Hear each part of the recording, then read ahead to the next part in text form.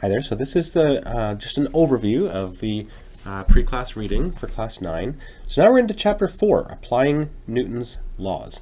So and it starts off with this description of David Smith Jr. Improving the record for a human cannonball set by his father. But clearly that's not him. It doesn't say who they've shown there, but I just don't think that's David Smith Jr. Okay, that's fine though. But the idea is that a human cannonball is being launched forward with a certain acceleration and then becomes a projectile. So how can you, use physics, help human cannonballs safely perform their tricks? So section 4.1, basically, we have been doing one-dimensional motion, always on a particular axis. Well, this chapter really gets into another, like a two-dimensional motion. So you're moving, but you can go in the X and the Y direction. Now, real life is 3 dimensions, but we don't really get into the Z-axis quite yet. But basically, there's a lot of stuff about vectors, and you'll see that your pre-class quiz is a lot about vectors today.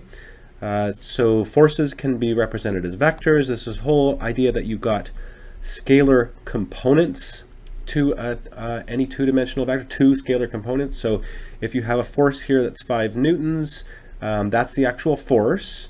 However, it has 2 components, an X component, which looks like to be +4, and a Y component, which is +3. Okay, so definitely get used to components. You should be able to convert a vector to its components and convert components to like the magnitude and direction of a vector. So like here's a force that has a magnitude of 5 newtons, and its angle is 37 degrees measured clockwise away from the negative x-axis.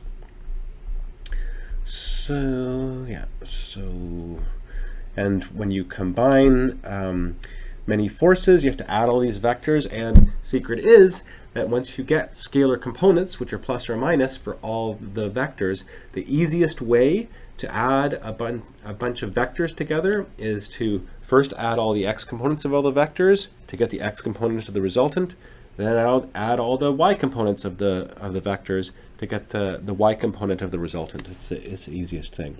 That way you don't have to do all this tip to tail stuff. So definitely give that a try. And then section 4.2 is just telling you, okay, so we have Newton's second law. It was a very important equation from chapter 3, which was acceleration is the sum of all the forces divided by the mass. Well, how do you do that in 2 dimensions? Well, you just use the components. So what Newton's law becomes, it's a little bit complicated, definitely like you to read it, but here it's pretty much summed up.